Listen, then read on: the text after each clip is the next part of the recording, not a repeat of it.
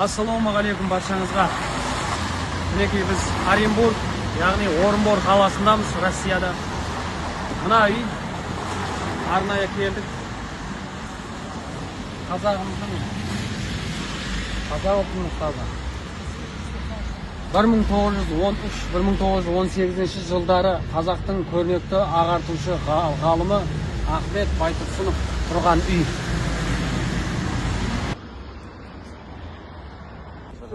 Мына сары зданияда біздің Алаш Орданың жалпы Алаш Орданың ақ ордасы болған ғой. Ақ ордасы болған. Осы жерде ең алғашқы құрылтай болған. Мысалы үшін Әлихан Бөкейханов, Ахмет Байтұрсынов, Мағжан Жұмабаев барлығы осы жерде жүрген ғой енді. Осы жүрген көшелердің бәрі солардың жүріп кеткен көшелері.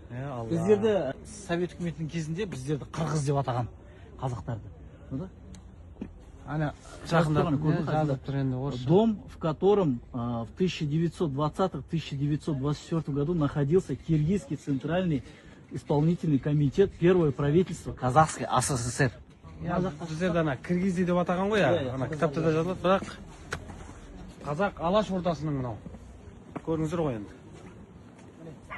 Не деген мықтылығы сондай заманда осы жерге келіп осындай жұмыстар атқарған. В этом здании 1920-дан 25-ке дейін енді қазақтың алғашқы астанасы болды ғой. Сол кезде қазақ СССР-ның осы жерде конторасы болған енді Алаш Орданың. Аталарымыздың бәрі осы жерде жұмыс жасаған, ел үшін. Мына көше, солардың енді жұмысқа барып келетін көшесі күндегі жүрген. Ол енді өзіміз үшін қасиетті көше енді. Біз қазір Ыбырай Алтынсарин бабамыздың оқыған мектебіне келе жатырмыз, Орынборда. Мінекей. Үйде 1853 жылдан 1857 жылға дейін ұлы қазақ ағартушысы, жазушы Ыбырай Алтынсарин оқыды. Осы мектепте оқыған екен. Қазірде мектеп болды? Қазірде мектеп. Үшінші мектеп. Деректерге сенсек, басымырақ деректерге сенсек, осы мектепке қарама-қарсы үй Әлихан Бөкейханов атамыздың үйі деп жатыр. Жалпы Орынбор қаласы тарихи естеліктерге тола қала екен.